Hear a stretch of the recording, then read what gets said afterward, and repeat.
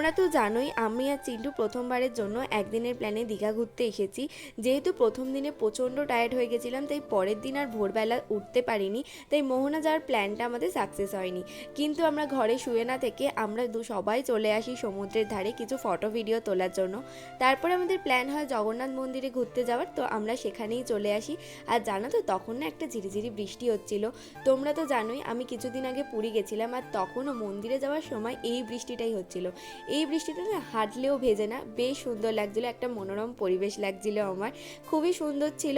তারপরে আমরা হোটেলে ফিরে এসে লাঞ্চ করে আবার রেডি হয়ে বেরিয়ে পড়ি ট্রেন ধরার জন্য। কিন্তু আমাদের হাতে অনেকটাই টাইম ছিল, তাই আবার চলে আসি সমুদ্রের ধারে। আসলে আমাদের কারোরই যাওয়ার ইচ্ছা ছিল না।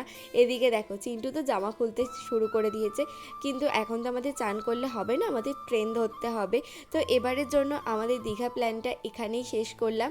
আর আমরা কিন্তু সবাই খুবই মজা করেছি। তোমাদের ভিডিওগুলো কেমন লাগলো অবশ্যই কিন্তু কমেন্টে